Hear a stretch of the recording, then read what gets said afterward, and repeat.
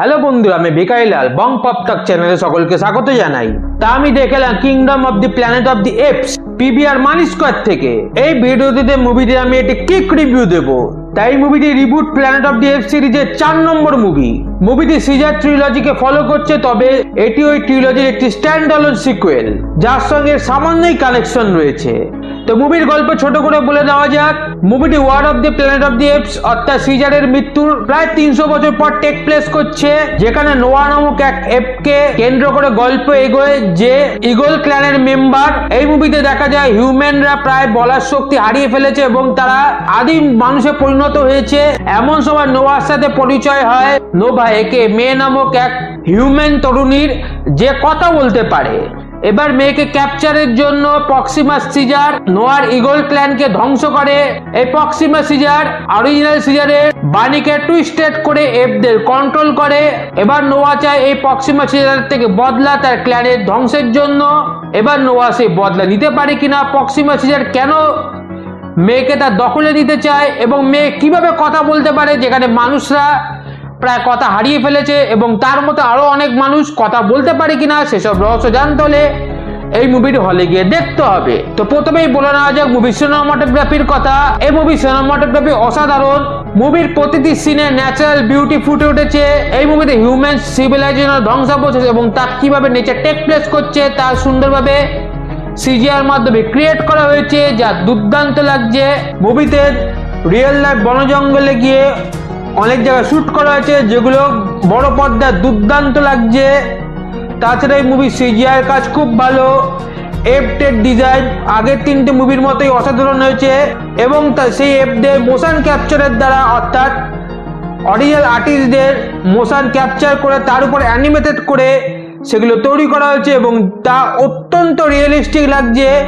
এফগুলোর close up shot দুর্দান্ত, তাদের চোখের এক্সপ্রেশন, মুখের ভাষা একদম টপ নচ অরিজিনাল লাগছে। কোনো জায়গায় মনে হচ্ছে না সেগুলো সিজিআই ক্রিয়েশন। এই মুভির স্ক্রিন প্লে যদি কথা বলি, স্ক্রিন প্লে বেশ সুন্দর এবং ইমোশনাল। এই মুভিতে আগের 3টে মুভির মতো কোনো বড় সিজিআই ফাইট নেই বা ব্যাপক কোনো স্টোরি লাইন নেই। এই অনেকটাই গ্রাউন্ডেড স্টোরি লাইনের মধ্যে পেশ করে চলেছে, যা খুবই ভালো লেগেছে, যাতে নতুনত্ব দিয়েছে।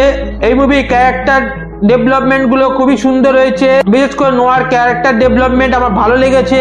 মুভির গল্প বেশ পার্সোনালাইজ করা হয়েছে, যা দর্শক বেশ উপভোগ করবে। কাস্টিং এ যদি কথা বলি, এখানে মূলত মূল চরিত্র বেশিরভাগই সব এপস, তাই এখানে বেশিরভাগই ভয়েস কাস্ট। তো মুভির মূল চরিত্র নোয়ার ভয়েসে ওয়েন্টি খুব অসাধারণ কাজ করেছে। সে তার ভয়েসের মধ্যে দিয়ে দুর্দান্ত ইমোশন ফুটিয়ে তুলেছে। এফ রাকার ভয়েসে পিটার ম্যাকন নজর কেড়েছে। প্রক্সিমাস সিজারের ভয়েসে কেভিন ডুরান্ডো খুব ভালো কাজ করেছে। তার ভয়েসের মধ্যে বেশ একটা রাজকীয় ব্যাপার ছিল।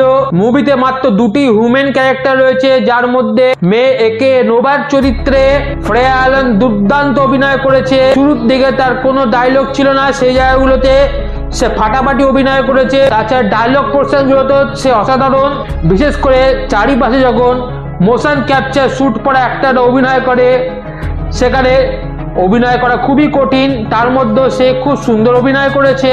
মুভির দ্বিতীয় হিউম্যান চরিত্র রেভাটানের চরিত্রে বর্ষিয়ান অভিনেতা উইলিয়াম এইচ মেসি যথাযথ ভালো অভিনয় করেছে। স্ক্রিন প্লেতে যদিও তার জন্য তেমন কোনো মেটেরিয়াল ছিল না, তবুও যতটুকু ছিল তার মধ্যে সে চরিত্রটিকে দুর্দান্তভাবে ফুটিয়ে তুলেছে। ওভারঅল যদি বলি, এই মুভিটি সিজার ট্রিলজির মতো দুর্দান্ত না হলো, তার এসেন্সকে এই মুভিটি খুব সুন্দরভাবে বহন করেছে।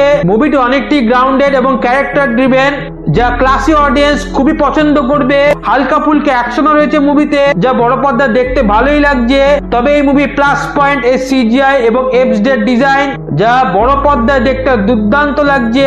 তাই যারা ক্লাসি স্টোরি ড্রিভেন মুভি দেখতে পছন্দ করো, তারা এই মুভিটি হলে গিয়ে দেখতে পারো এবং আমি রেকমেন্ড করবো এই মুভিটি যতটা পারো ততটা বড় স্ক্রিনে গিয়ে মুভিটি দেখো। তবে এর ন্যাচারাল বিউটি সিজিআই আরো বেশি করে উপভোগ করতে পারবে। ভিডিওটি এখানেই শেষ হলো। ভিডিওটি ভালো লেগে থাকলে চ্যানেলটিকে সাবস্ক্রাইব করা অনুরোধ রইল।